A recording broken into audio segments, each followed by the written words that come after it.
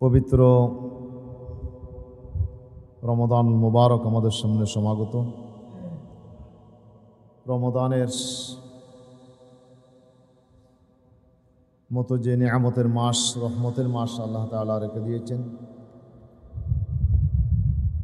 এই রহমত একমাত্র উম্মতে মুহাম্মদী সাল্লাল্লাহু আলাইহি ওয়াসাল্লামকে আল্লাহ তাআলা দিয়েছেন। রমাদানের এই নিয়ামত অন্য কোনো উম্মতকে আল্লাহ তাআলা দেন নাই। সে রমাদানকে পাওয়ার জন্যে আল্লাহ সুবহানাহু ওয়া তাআলা শাবানকে মহিমান্বিত করেছেন।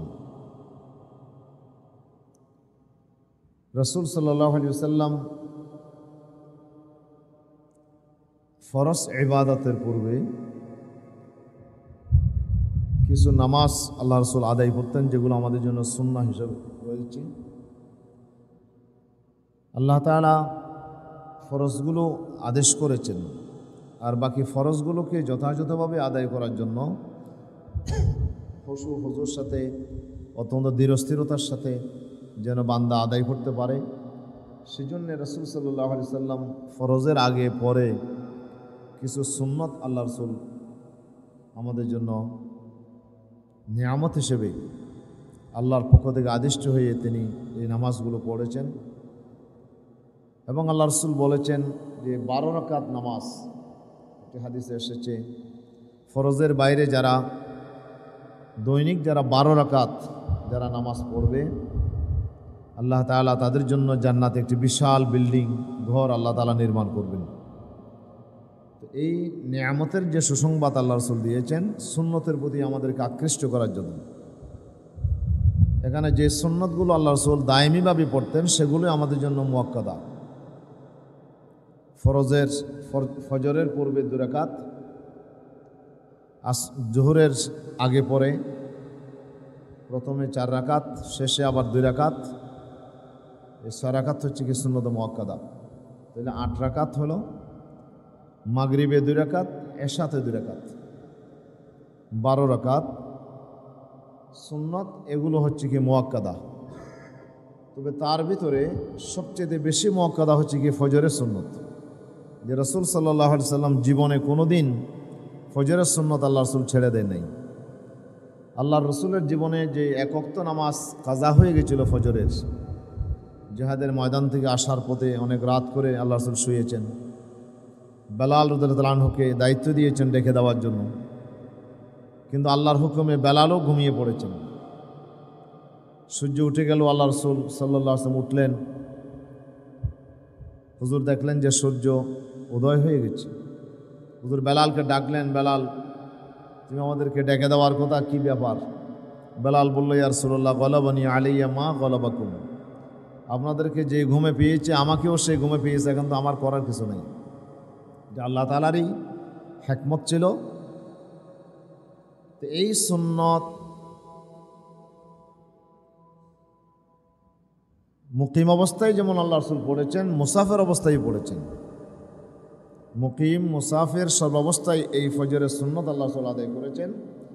এমনকি ওই ফজরের যেই ওয়াক্তটি আল্লাহ রাসূলের কাজা হয়ে গেছিল সেই ওয়াক্তেও আল্লাহ রাসূল সুন্নতটি আদায় করেছেন। এই জন্য এটা সবচেয়ে বেশি মুআক্কাদ হচ্ছে কি ফজরের সুন্নত। যেন সাহাবাই কেরামদের ভিতরে 2 দল সাহাবী আমরা দেখি। এক দলে ছিলেন হযরত আব্দুল্লাহ ইবনে আব্বাস রাদিয়াল্লাহু আনহুমা, আরেক দলে ছিলেন আব্দুল্লাহ ইবনে ওমর রাদিয়াল্লাহু আনহুমা। আব্দুল্লাহ ইবনে ওমর রাদিয়াল্লাহু আনহুমার অভ্যাস ছিল তিনি সুন্নত বাড়িতেই পড়তেন। কোনো সময় পড়তে না পারলে মসজিদে এসে পড়তেন, যদি জামাত শুরু না হয়। আর যদি জামাত শুরু হয়ে যায় তখন হযরত আব্দুল্লাহ ইবনে ওমর রাদিয়াল্লাহু আনহুমা মসজিদে ঢোকার আগে রাস্তার মধ্যে পড়ে নিতেন, রাস্তার মধ্যেই ফজরের সুন্নত পড়ে নিতেন। মসজিদে ঢুকলে আর ফজরের সুন্নত পড়তেন না। কিন্তু আব্দুল্লাহ ইবনে আব্বাস রাদিয়াল্লাহু আনহুমার নিয়ম ছিল, উনি মসজিদে যদি কোনো সময় সুন্নত না পড়েই আসতেন, জামাত শুরু হয়ে গেছে, তখন তিনি এক সাইডে গিয়ে একটা পর্দার আড়ালে করে তিনি সুন্নত নামাজ আদায় করতেন। সুন্নত তিনি কোনো সময় ছেড়ে দিতেন না। আর আব্দুল্লাহ ইবনে ওমর রাদিয়াল্লাহু আনহু যদি কোনো সময় পড়তে না পারতেন তখন তিনি সূর্য উদয় হওয়ার পরে এই সুন্নত তিনি কাজা করতেন। এভাবেই ছিল সাহাবাই কেরামদের আমল, এবং এই ইখতিলাফটা সাহাবীদের যুগ থেকে শুরু হয়েছে। তো হানাফিদের ফতোয়া হচ্ছে ফজরের সুন্নত যদি পড়ার সুযোগ থাকে, জামাত শুরু হয়ে গেছে, অন্য কোনো ওক্তে সুন্নত পড়ার কোনো অনুমতি নাই, জামাত শুরু হয়ে গেছে, সাথে সাথে জামাতে শরীক হয়ে যাব। এমনকি আপনি যদি সুন্নতের নিয়ত করে থাকেন কিন্তু রুকুতে যদি না গিয়ে থাকেন, তাহলে নামাজ সুন্নত আপনি ভেঙ্গে আপনি জামাতে শরীক করবেন, পরবর্তীতে সুন্নত কাজা করবেন। হ্যাঁ, যদি আপনি রুকু করে ফেলেন তাহলে 2 রাকাত করবেন, 2 রাকাত পরে সালাম ফিরাই আপনি জামাতে শরীক করবেন, পুরা সুন্নত আপনি আদায় করবেন না। এটা হচ্ছে কি ফতোয়া। কিন্তু ফজরের সুন্নতটা যেহেতু আল্লাহ রাসূল কোনো সময় ছেড়ে দেয় নাই, সেজন্য হানাফিদের ফতোয়া হচ্ছে যে 2টা শর্তে ফজরের সুন্নত পড়া যায়। একটি শর্ত হচ্ছে কি, যদি ফজরের সুন্নত পড়ে যদি আপনি জামাত পাবেন, এটা যদি আপনি নিশ্চিত হন। যদি আপনি দেখতেছেন যে জামাত পাবেন না, তাহলে সরাসরি জামাতে চলে যাবেন, সুন্নত আপনি সূর্য ওঠার পরে কাজা করবেন। আর যদি দেখেন যে আপনি জামাত পাবেন, তাহলে আপনি সুন্নত পড়েই জামাতে শরীক হবেন। এটাই হচ্ছে কি ফতোয়া, যেহেতু রাসূল সাল্লাল্লাহু আলাইহি ওয়াসাল্লাম কোনো সময় ফজরের সুন্নত ছেড়ে দেয়নি। প্রিয় উপস্থিতি, তো ফজরের সুন্নত এটা অত্যন্ত মুআক্কাদ। এরপরে মাগরিবের সুন্নত সবচেয়ে বেশি মুআক্কাদ, এরপর অন্যান্য সুন্নতগুলো। তো এই সুন্নতগুলোকে আল্লাহ রাসূল এত বেশি গুরুত্ব দিয়েছেন কেন? যেন ধীরস্থিরতার সাথে আমরা ফরজগুলো আদায় করতে পারি। সেজন্য আল্লাহর হুকুমে রাসূল সাল্লাল্লাহু আলাইহি ওয়াসাল্লাম এই ফরজের আগে এই সুন্নতগুলো রাসূলুল্লাহ যোগ করেছেন। প্রিয় হাজরিন, অনুরূপভাবে আমাদের জন্য যে মাহে রমাদান এসেছে নিয়ামতের মাস হিসেবে, উম্মত যেন পরিপূর্ণভাবে এই নিয়ামত পেয়ে যায়, উম্মত যেন কোনোভাবেই রমজান থেকে মাহরুম হয়ে না যায়, সেই জন্য রাসূল সাল্লাল্লাহু আলাইহি ওয়াসাল্লাম শাবানকে সবচেয়ে বেশি গুরুত্ব দিতেন। শাবানে ইবাদত করা, শাবানে তেলাওয়াত করা, শাবানে কিয়ামুল লাইল করা, শাবানের রোজা রাখা, এই সব বিষয়গুলোকে আল্লাহ রাসূল গুরুত্ব দিতেন, যেন রমজানে উম্মত যেন আল্লাহর রহমত যেন ওনারা পরিপূর্ণভাবে হাসিল করতে পারে। সেজন্য শাবানকে আল্লাহ তাআলা আল্লাহর পেয়ারা রাসূল সাল্লাল্লাহু আলাইহি ওয়াসাল্লাম তার সুন্নতের মধ্যে রোজার মাস হিসেবে গ্রহণ করেছেন। মায়েশা সিদ্দিকা বলছেন যে রমাদানের পরে আল্লাহ রাসূল এত বেশি রোজা রাখতে আর কোনো মাসে দেখি না যত বেশি শাবান মাসে রাসূলুল্লাহ রোজা রেখেছেন। শাবান মাসকে কোনো কোনো বর্ণনায় আসছে আল্লাহ রাসূল পুরা শাবানে রোজা রাখছেন, কিন্তু উম্মতকে আল্লাহ রাসূল নিষেধ করেছেন শাবানের শেষ অর্ধেকে যেন রোজা না রাখে। কেন? যেন রমাদানের রোজার ক্ষেত্রে যেন আমাদের দুর্বলতা পেয়ে না যায়, আমরা যেন দুর্বল হয়ে না যাই। সেজন্য শাবানের প্রথম 15 দিন পর্যন্ত রোজা রাখার অনুমতি আছে। আর বিশেষ করে রাসূল সাল্লাল্লাহু আলাইহি ওয়াসাল্লাম যেহেতু 3 দিন রোজা রাখতেন প্রত্যেক মাসে, আবু হুরায়রা বলছেন যে আওসানি খলিলি, আমাকে আল্লাহ রাসূল ওসিয়ত করেছেন কয়েকটা আমলের জন্য।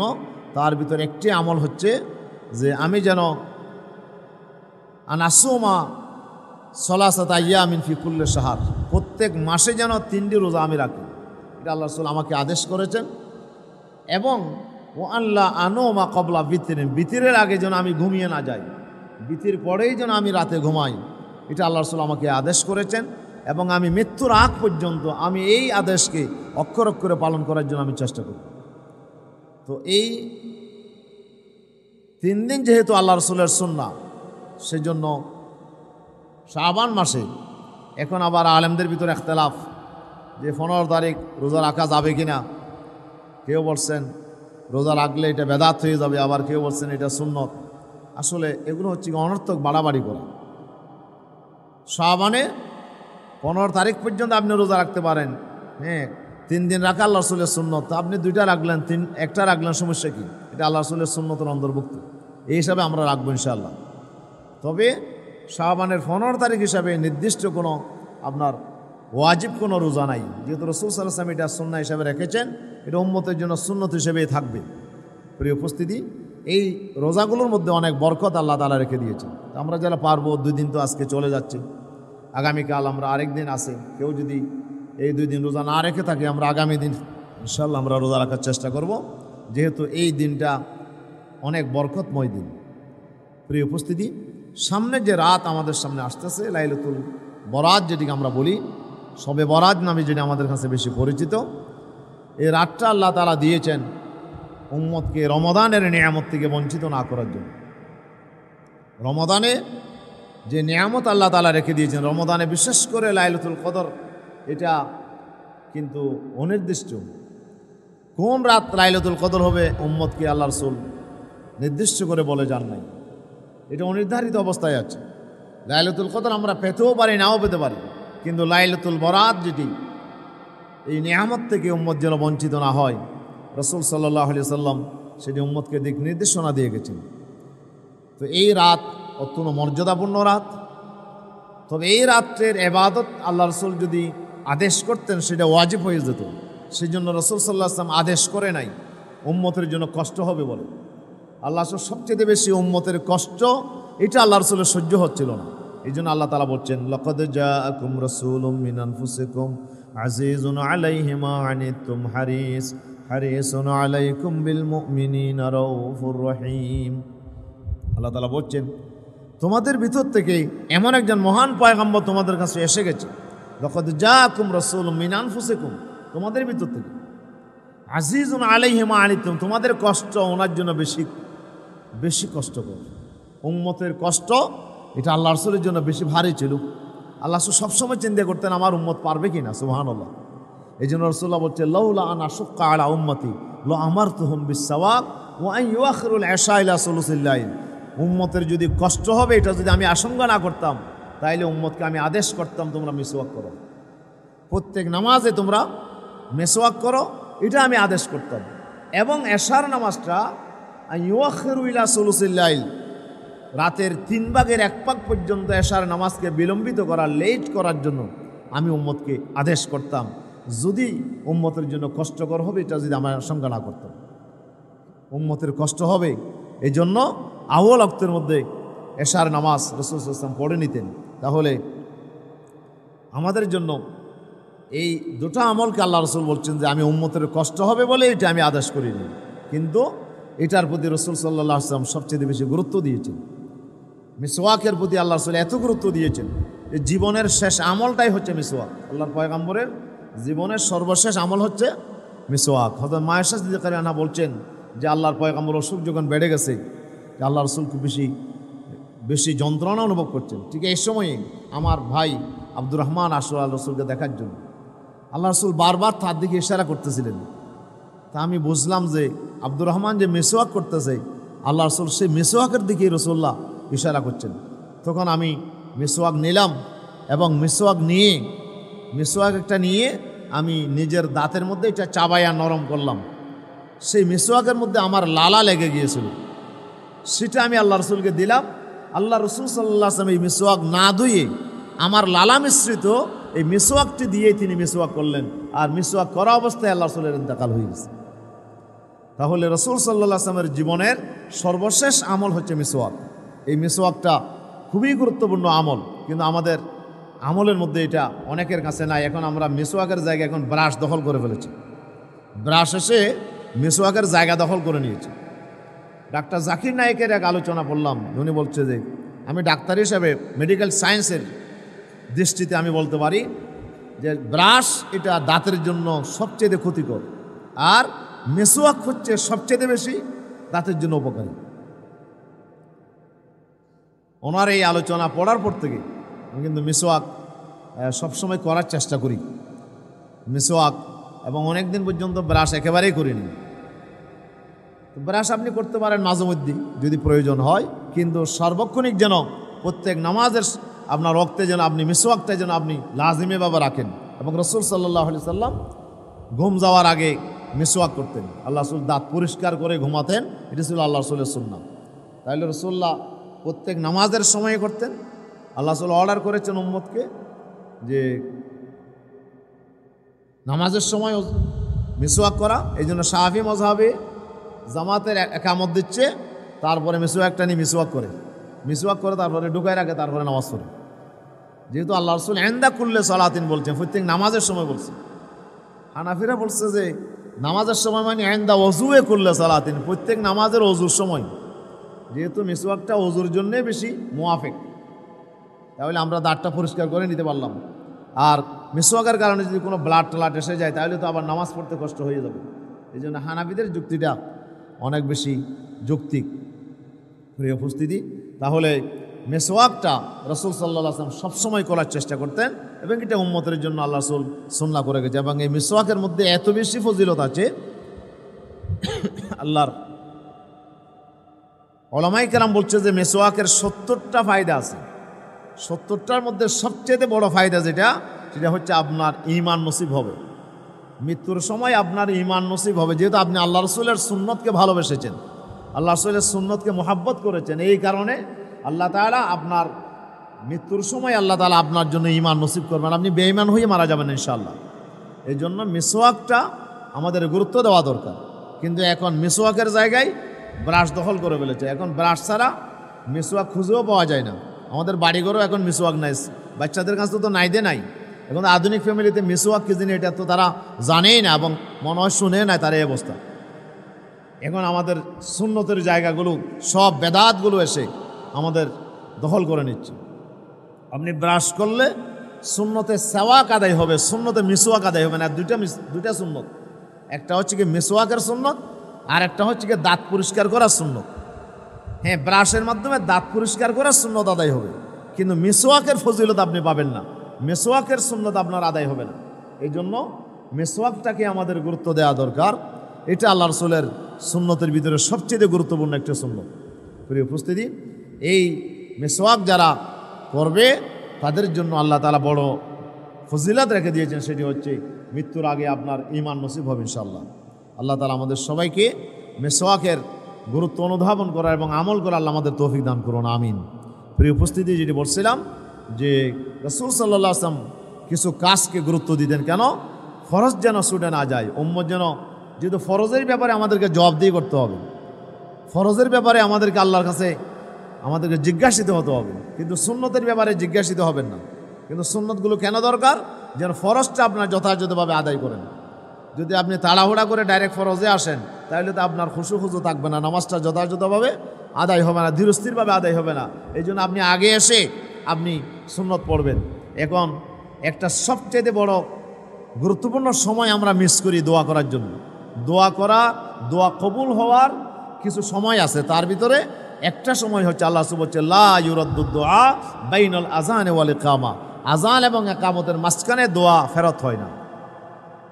আযান এবং ইকামতের মাঝখানে দোয়া ফেরত হয় না। আযান থেকে ইকামত পর্যন্ত এই সময়টা আপনি যা দোয়া করবেন সেই দোয়া আল্লাহ তাআলা কবুল করবেন। কিন্তু আমাদের এটা হয় না কেন? কিন্তু আমরা সুন্নতের প্রতি আমরা গাফেল হয়ে গেছি। আমরা এখন ফরজ যেখানে পড়তেছি না সেখানে সুন্নত তো কোনো কথাই আসে না। তাই এখন সুন্নত পড়ে আপনি একটু সময় নিয়ে ধীরস্থিরভাবে ফরজ পড়বেন, একটু জিকির আজকার করবেন, একটু তেলাওয়াত করবেন, একটু দোয়া করবেন। এই সময়টা তো এখন আমাদের হাতে না, আমরা খুব ব্যস্ত, মহাব্যস্ত। এই জন্য আল্লাহ রাসূল এই সময়টাকে দোয়া কবুলের সময় বলেছেন, যেন উম্মত সুন্নতের প্রতি যেন বেশি আকৃষ্ট হয়, সুন্নতের প্রতি যেন আগ্রহী হয়। সেই জন্য আল্লাহ রাসূল সাল্লাল্লাহু আলাইহি ওয়াসাল্লাম এই আমলগুলোকে রাসূলুল্লাহ উৎসাহিত করতেন। প্রিয় উপস্থিতি, যাক আমি তো অনেক দূরে চলে গেছি। তাহলে রমাদানের ফরজকে যথার্থভাবে বান্দা যেন আদায় করতে পারে, সেজন্য আল্লাহ তাআলা আমাদেরকে নিয়ামত হিসেবে লাইলাতুল বরাত আমাদেরকে দান করেছেন, লাইলাতুন নিসফ মিন শাবান আল্লাহ রাসূল আমাদেরকে দান করেছেন। তো এখন ইউটিউবের বদৌলতে এখন তো আমরা সবাই মুফতি। এখন ইউটিউবে যারা কথা বলেন তারাও মুফতি, এখন আমরা যারা শুনি আমরাও কিন্তু কম মুফতি নয়। এখন আমরাও ফতোয়া দেওয়া শুরু করছি। এখন আমরা সব অনেক কিছু আমরা জানি। তো এখন বাংলা কিতাব পড়ো, আবার কেউ ফতোয়া দেয়। এখন তো মুফতির অভাব নাই, ডাক্তারের যেমন অভাব নাই, মুফতিরও অভাব নাই। আপনার একটা মাথা ব্যথা হয়েছে, তো আমার মাথা ব্যথা করতে যায়, দেখবেন যে আপনার সামনে 10 জন আর থাকলে 10 জনের 10টা বলবে এই আপনি এটা করেন, মাথা ব্যথা চলে যাবে। ওনারা এক একজন বড় ডাক্তার। তো ডাক্তারের যেমন অভাব নাই আমাদের দেশে, মুফতিরও অভাব নাই, ফতোয়া দেওয়ার অভাব নেই। প্রিয় উপস্থিতি, তাহলে শবে বরাত এটা ফার্সি শব্দ। বরাত শব্দটি এটি আরবি শব্দ। কিন্তু আমাদের বাংলাতেও বরাত শব্দ ব্যবহার হয়। বাংলাতে আমরা বরাত শব্দ ব্যবহার করি আপনার অংশ বোঝানোর জন্য, বাক বাটোয়ারা বোঝানোর জন্য। বরাত করা মানে বাক করা, বরাত মানে একটা অংশ, এটাই আমরা বুঝি। কিন্তু এটা বাংলার বরাত নয়। অনেকেই আমরা বাংলার বরাত মনে করে শবে বরাত মানে ভাগ্য রজনী বলি। শবে বরাত মানে ভাগ্য বাক বাটোয়ারা হবে আজকে, হ্যাঁ আজকে তকদিরে লেখা হয়ে যাবে, এই ধরনের অনেকেই আমরা মনে করি। এটা আসলে ভুল অর্থ করা। বরাত এটা বাক অর্থে নয়, ভাগ্য অর্থে নয়, এটি হচ্ছে বরাআত। বরাত মানে মুক্তি লাভ করা, নাজাত পাওয়া, বিচ্ছিন্ন হওয়া। কিসের থেকে বিচ্ছিন্ন হবেন?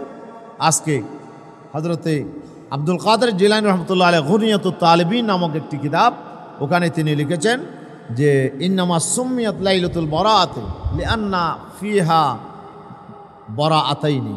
লাইলাতুল বরাত বলার দুটি কারণ, যেহেতু এখানে দুইটা মুক্তি পাওয়া যায়।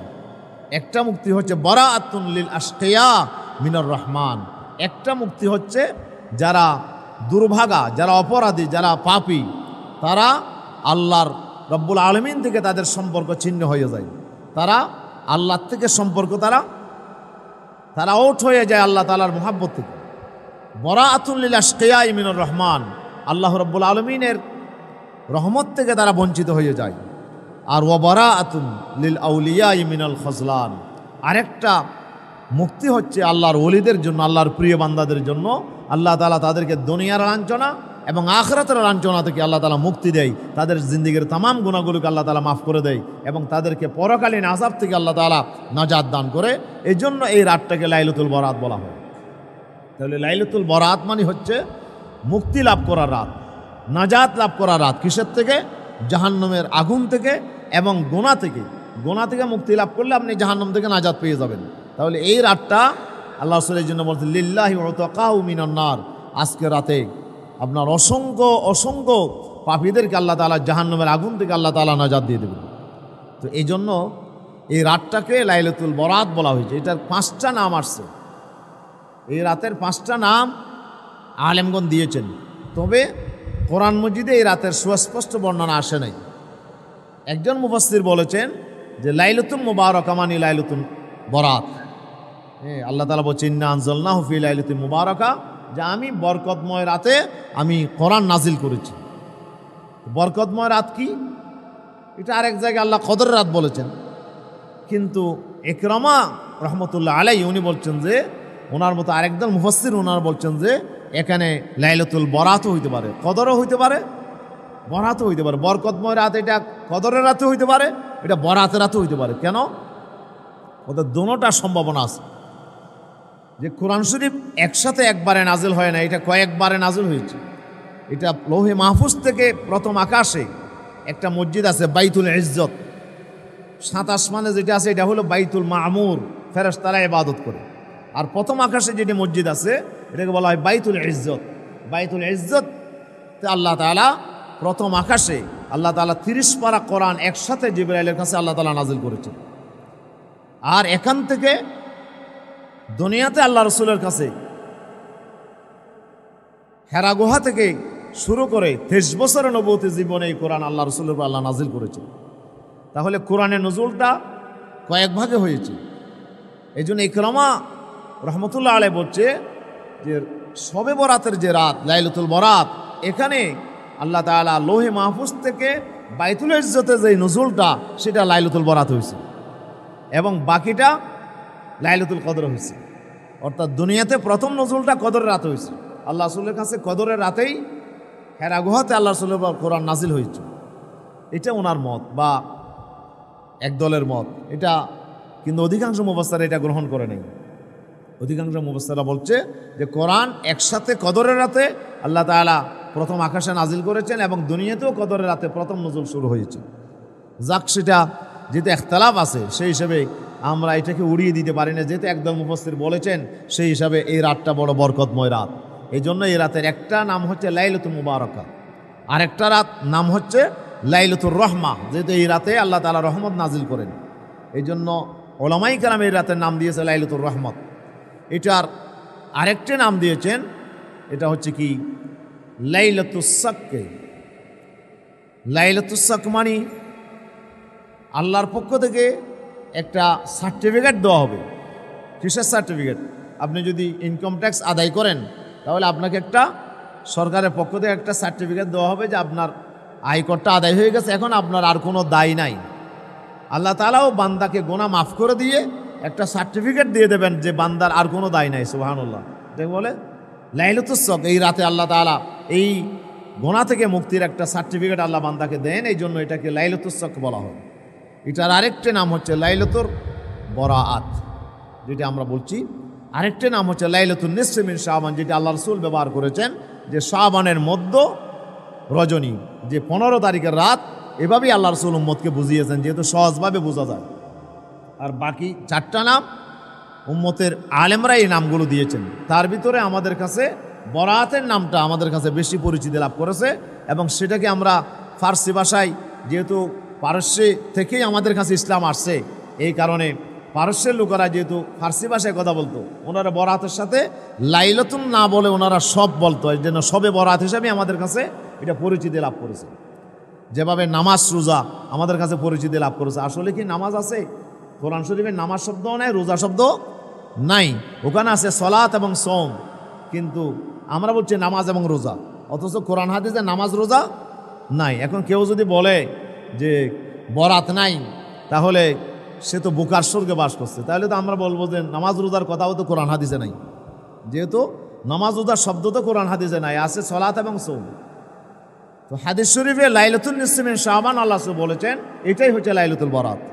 তবে বরাতের রাতের জন্য, বরাতের রাতটা হযরত বরফি সাহেব রহমতুল্লাহ আলাইহি ওনার কিতাবে বলছেন যে আমাদের জন্য যেমন 2টা ঈদ আছে, ঈদুল ফিতর এবং ঈদুল আদহা।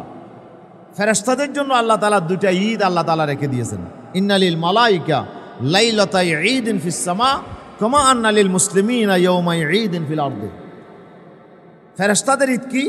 ফাঈদুল মালাইকা লাইলাতুল বরাআ ওয়া লাইলাতুল কদর। একটা হচ্ছে বরাতের রাত, আরেকটি হচ্ছে কদরের রাত। এই 2টা রাত হচ্ছে ফেরেশতাদের জন্য ঈদের রাত। ওয়া ঈদুল মালাইকা বিল লাইলি লিআন্নাহুম লা ইয়ানামুন। ফেরেশতারা যেহেতু ঘুমায় না, সেই জন্য রাতেই তাদের ঈদ। আমরা যেহেতু ঘুমাই, এই জন্য আমাদের ঈদ হচ্ছে দিনের বেলায়, যে আমরা দিনের মধ্যে উৎসব করি। আর ফেরেশতারা রাতের বেলায় উৎসব করে, যেহেতু তাদের ঘুম নাই, তাদের ঘুমের দরকার নাই। প্রিয় উপস্থিতি, তাহলে আমরা যেমন 2টা উৎসব আমরা পালন করি, ফেরেশতারাও লাইলাতুল বরাত এবং লাইলাতুল কদরে ওনারাও 2টি উৎসব ওনারা পালন করেন। প্রিয় উপস্থিতি, সেজন্য বরাতের রাত এ সম্পর্কে কেউ যদি বলে যে বরাতের রাতের কোনো ভিত্তি নাই, সেটাকে আসলে বরাতের রাতের ভিত্তি নাই, আসলে উনি কোরআন এবং হাদিসের ব্যাপারে যথেষ্ট দক্ষ নন, এটাই তার প্রমাণ। যে হযরতে শফিউর রহমান মুবারকপুর রহমতুল্লাহ আলাই, উনি একজন বড় মাপের বিদগ্ধ আলেম। তিরমিজি শরীফের একটি সরা লিখেছেন তুহফাতুল আহওয়াজি। এই কিতাবের মধ্যে তিনি বলছেন, ইলম আন্নাহু ক্বাদ উরিদা ফি ফাদিলাতি লাইলাতুন নিসফি মিন শাবান ইদ্দাতু হাদিস, যে জেনে রাখো যে লাইলাতুন নিসফি মিন শাবান, লাইলাতুল বরাতের ফজিলতের উপরে অসংখ্য হাদিস এসেছে। মজমুউহা ইয়াদুল্লু আলা আন্না লাহা আসলা। তো হাদিসগুলোর ভিতরে একটা হাদিসকে আলবানী রহমতুল্লাহ আলাই উনি সহি হিসেবে ট্রিট করেছেন। সিলসিলাতুল আহাদিসে সহিহা এই কিতাবের মধ্যে তিনি হাদিসটা তিনি এনেছেন এবং এটাকে সহি বলেছেন। ওনার মতটাও আমরা উল্লেখ করব। তো আর কিছু হাদিস আছে জয়ীফ হাদিস। তো জয়ীফ হাদিস যদি একটা হয় তাহলে বেশি দুর্বল হয়, কিন্তু একটা জয়ীফের সাহায্যের জন্য যদি আরও জয়ীফ হাদিস পাওয়া যায়, তাহলে সবগুলা মিলাইয়া কি হয়ে যায়, মজবুত হয়ে যায়, তখন আর দুর্বল থাকে না। এই জন্য উনি বলছেন যে ফাহাযিল হাদিসু বিমাজমুইহা হুজ্জাতুন আলা মান জাআমা আন্নাহু লাম ইয়াসবুত ফি ফাদিলাতিন নিসফি মিন শাবান শাইউন। তো সবগুলো মিলাইলে যেহেতু জয়ীফ হাদিসগুলো দুর্বল আর থাকে না, এই জন্য বলা যায় যে লাইলাতুন নিসফি মিন শাবানের একটা ভিত্তি আছে। যেহেতু শাবানের উপরে যতগুলো হাদিস আসছে, একটা হাদিস ছাড়া বাকিগুলো সব দুর্বল। কিন্তু দুর্বল হলো একাধিক বর্ণনা যেহেতু আসছে, যে আল্লাহ রসুল থেকে 10 জন সাহাবা, জলিলুল কদর সাহাবা আল্লাহ রসুল থেকে বরাতের হাদিস বর্ণনা করেছেন। সেদিন আবু বকর সিদ্দিক রানু নিজেই বর্ণনা করেছেন, হযরত মা আয়েশা সিদ্দিকা রানা বর্ণনা করেছেন, তারপরে হযরত আবু হুরায়রা বর্ণনা করেছেন, মুআয ইবনে জাবার রাদিয়াল্লাহু বর্ণনা করেছেন, আউফ ইবনে মালিক, আবু সা'লাবা, আব্দুল্লাহ ইবনে আমর ইবনুল আস, আবু মুসা আশআরী, রাদিয়াল্লাহু তাআলা আনহুম ওনারা 10 জন সাহাবা আল্লাহ রাসূল থেকে বরাতের হাদিস বর্ণনা করেছেন। তাহলে এটাকে আপনি উড়িয়ে দিতে পারেন না, একবারে নাই বলে উড়িয়ে দিতে পারেন না, যেহেতু এখানে আল্লাহ রাসূলের জলিল কদর 10 জন সাহাবী এই হাদিস বর্ণনা করেছেন। তো এই হাদিসের মধ্যে কিছু মৌজু হাদিস আছে, ফজিলতের হাদিস যতগুলো আছে তার ভিতরে দেখবেন যে কিছু না কিছু মৌজু সেখানে আছে। কেন? ফজিলতের হাদিসের মধ্যে বিশেষ করে সুফি যারা ছিল, যারা বেশি বুজুর্গানে দিন ছিল, তো সুফিরা তো ইবাদত বন্দি করতো, তাদের কাছে কোরআনের হাদিসের বেশি আলম ছিল না। তো ওনারা সুফিদের কাছে এটা জায়েজ ছিল মানুষকে দ্বীনের প্রতি আকৃষ্ট করার জন্য এবং গুনাহ থেকে মানুষকে ভয় দেখানোর জন্য তারা হাদিস বানানোকে জায়েজ মনে করত। তারা মানুষকে উৎসাহ দেওয়ার জন্য হাদিস বানাইতো এবং মানুষকে ভয় দেখানোর জন্য হাদিস বানাইতো। তো এই কারণে অসংখ্য মৌজু হাদিস, বানোয়াট জাল হাদিস ওনারা রচনা করেছেন। এই জন্য ফজিলতের হাদিসগুলোর ভিতরে দেখবেন যে মৌজু হাদিস এখানে আছে, বানোয়াট হাদিস আছে। এই জন্য ফজিলতের সববরাতের ফজিলতের উপরে যতগুলো হাদিস আসছে সেখানে কিছু হাদিস আবার মৌজু আছে যেগুলো চিহ্নিত করেছেন ওলামায়ে কেরাম। এই জন্য বাগবাটোয়ারার যে ভাগ্য বন্টনের যতগুলো হাদিস আছে এগুলোকে ওলামায়ে কেরাম মৌজু হিসেবে আপনার বর্ণনা করেছেন, আর বাকিগুলো আমলের যতগুলো হাদিস আছে এগুলো জয়ীফ হাদিস। তাহলে যাই হোক, তো আল্লামা মুবারকপুর রহমতুল্লাহ আলাইহি বলছে যে সবগুলো হাদিস মিলাইলে এটা একটা দলিল হয়ে যায় ওইসব ব্যক্তিদের বিরুদ্ধে লাম ইয়াসবুত ফি ফদিলাতিন নিসফি মিন শাবান শাইউন, যারা মনে করে যে শাবানের ফজিলতের উপরে কোনো হাদিস নাই, এই কথা যারা মনে করে তাদের জন্য এগুলো হচ্ছে কি একটা দলিল। হযরত শেখ আলবানী রহমতুল্লাহ আলাইহি বলছেন যে জুমলাতুল কওল আন্নাল হাদিস বিমাজমুই হাযিহি তুরুক সহিহুন বিলা রাইব। উনি বলছে একটা হাদিস যে অসংখ্য সাহাবী হাদিসটা বর্ণনা করেছেন, এই কারণে তিনি বলছে একটা যে সহিহ এতে কোনো সন্দেহ নাই। ওয়াসসাহাতু তাসবুতু বিআকাল্লা মিনহা আদাদুন, 10 জনের রওয়ায়াত করতে হবে এমন কোনো দরকার নাই, 3 জনের রওয়ায়াত করলেও এই হাদিসটা কি হয়ে যায়, সহিহ হয়ে যায়, হ্যাঁ মুতাওয়াতির হয়ে যায়। তাহলে মাদাম আসসালামাতু মিনাদ দুআফিস শাদীদ, অতিরিক্ত দুর্বলতা না থাকলে তাহলে এটাকে আপনার সহিহ হিসাবে ট্রিট করা যায়। সেজন্য আল্লামা আলবানী রহমতুল্লাহ আলাইহি বলছেন যে লাইলাতুল বরাতের উপরে যতগুলো হাদিস আসছে একটা হাদিসকে উনি সহিহ হিসাবে বলেছেন এবং সেটা গ্রহণযোগ্য বলেছেন। তাহলে আপনি তো ভিত্তি নাই একেবারে এই কথা বলতে পারেন না। তো উনি বলছেন যে যদি কেউ ভিত্তি নাই বলে তাহলে বোঝা যাবে যে ওয়ালাইন কানা আহাদুম মিনহুম আতলাকা মিসলা হাযাল কওল ফাইন্নামা উতিয়া মিন ক্বাবলি তাসার, তাহলে উনি তাড়াতাড়ি করেছেন, তাড়াহুড়া করেছেন, মানে যাচাই বাছাই না করে তাড়াহুড়া করে একটা কথা বলে দিয়েছেন। ওয়াতমে ওয়াসাইল জুহদে লিতাতাব্বুই তুরুকি আলা হাযান নাহবে আল্লাযী বাইনা ইয়াদাইক, যে আসলে উনি কষ্ট স্বীকার করে নাই, একটু ততব্য তালাশ করে নাই, হয়তো এই বিষয়ে আরও অনেক হাদিস আছে, এগুলো উনি যাচাই বাছাই না করে একটা রায় দিয়ে ফেলেছেন, এইটাই হবে। না হলে লাইলাতুল বরাতের পরে যথেষ্ট হাদিস আল্লাহ রাসূল থেকে বর্ণিত হয়েছে, কেউ কেউ বলছে 25টা মতো হাদিস আপনার কিতাবগুলোতে এসেছে লাইলাতুল বরাতের ফজিলতের উপরে। সুতরাং তার ভিতরে সবচেয়ে সহিহ যে হাদিসটা আবু মুসা আশআরী হাদিস বর্ণনা করেছেন, রাসূল সাল্লাল্লাহু আলাইহি ওয়াসাল্লাম ইরশাদ করেছেন ইন্নাল্লাহা লা ইয়াত্তালিউ ফি লাইলাতিন নিসফি মিন শাবান ফায়াগফিরু লিজামিই খালকিহি ইল্লা লিমুশরিকিন ওয়া মুশাহিন, নিশ্চয় আল্লাহ তাআলা শাবানের মধ্য রজনীতে বান্দাদের প্রতি আল্লাহ মনোনিবেশ করেন এবং সৃষ্টির সব গুনাহগুলো আল্লাহ তাআলা মাফ করে দেন। শুধু 2 শ্রেণীর মানুষের গুনাহ আল্লাহ মাফ করেন না, যারা মুশরিক এবং যারা মুশাহিন, যারা শিরকে লিপ্ত তাদের গুনাহ আল্লাহ তাআলা মাফ করবেন না। শিরিক থেকে আমাদেরকে মুক্তি লাভ করতে হবে। শিরিক 2 প্রকার, একটা হচ্ছে প্রকাশ্য শিরিক আর একটা হচ্ছে অপ্রকাশ্য শিরিক। একটা বড় শিরিক আর একটা ছোট শিরিক। তো বড় শিরিক হচ্ছে আপনার আল্লাহর জাতের মধ্যে সিফাতের মধ্যে কাউকে অংশীদার স্থাপন করা, আর ছোট শিরিক হচ্ছে মানুষকে দেখানোর জন্য কাজ করা, দেখানোর জন্য দান করা, দেখানোর জন্য নামাজ পড়া, এগুলো হচ্ছে কি ছোট শিরিক। তো আমাদের ভিতরে তো ছোট বড় বিভিন্ন পর্যায়ের শিরক এখন আমাদের ভিতরে ঢুকে পড়েছে। আগে যদি আমরা ফজিলত লাভ করতে চাই তাহলে আমাদের প্রথম কাজ হবে যাবতীয় শিরক থেকে আমাদেরকে তওবা করে ফিরে আসতে হবে, শিরকের সাথে আপোষ করা যাবে না। 2 নম্বর মুশাহিন, যারা অপর মুসলমানের প্রতি ঘৃণা হিংসা করে, বিদ্বেষভাব রাখে। এখন এক গ্রুপ আরেক গ্রুপকে দেখতে পারে না, এক মজাবিওয়ালা আরেক মজাবিওয়ালাকে দেখতে পারে না। এই যে একটা বিদ্বেষভাব যদি আপনার ভিতর থাকে, আপনি আজকের রাতে মাফ পাবেন না কমাস কম। আপনার অন্তর থেকে বিদ্বেষকে বের করে দিতে হবে। তার ভিতর কিছু না থাকুক, উনি রফিয়াদান করে, আপনি রফিয়াদান করেন না, অথবা আপনি রফিয়াদান করেন এই কারণে উনি আপনাকে ঘৃণা করে, কিন্তু আপনি তো ইমানদার, উনি তো ইমানদার, ওনার ভিতর ইমান আছে, ইমানের কারণে ভালোবাসতে হবে। আমল যাই হোক, আমল বেশ কম হইতে পারে, কিন্তু ওনার ভিতর ইমান আছে, ইমানের কারণে আমার ভালোবাসা। এই জন্য একজন মুমিনের প্রতি আমি বিদ্বেষ ভাব রাখতে পারি না, হিংসা করতে পারি না। যদি আপনি হিংসা বিদ্বেষ ভাব রাখেন তাহলে আপনার গুনাহ মাফ হবে না। অনেক বর্ণনা আসছে কাতিলু নাফসিন, যারা মানুষকে খুন করে, যারা খুনি, এদের গুনাহ আল্লাহ তাআলা আজকে রাতেও মাফ করবেন না। এই জন্য এইসব গুনাহগুলো থেকে আমাদেরকে খালেস তওবা করে ফিরে আসতে হবে। এরপরে রাসূল সাল্লাল্লাহু আলাইহি ওয়াসাল্লাম থেকে হযরত আয়েশা সিদ্দিকা বর্ণনা করেছেন যে একদিন আমি আল্লাহ রাসূলকে রাতের বেলায় খুঁজতেছিলাম, পাচ্ছিলাম না, খুঁজতে খুঁজতে আমি রসুলকে পেয়ে গেলাম জান্নাতুল বকিতে। আল্লাহ রসুল মাথা উঁচু করে দোয়া করতেছেন আল্লাহ তাআলার কাছে। তো আল্লাহ রসুলকে বললেন, আয়েশা আকুনতা তাখাফিন আন ইয়াহিফাল্লাহু আলাইকা ওয়া রাসূলুহু, তুমি কি মনে করেছো আল্লাহর এবং তার রসুল তোমার প্রতি জুলুম করেছে, অন্যায় করেছে? আয়েশা সিদ্দিকা বললেন, ইয়া রাসূলুল্লাহ, আসলে তা নয়, তবে আমি মনে করেছি আপনি অন্য কোনো বিবির কাছে গিয়েছেন। ওয়ালাকিন্নী যানানতু আন্নাকা আতাইতা বা'দা নিসাইকা ফাকালা ইন্নাল্লাহা তাআলা ইয়ানজিলু লাইলাতান নিসফি মিন শাবান ইলাস সামা।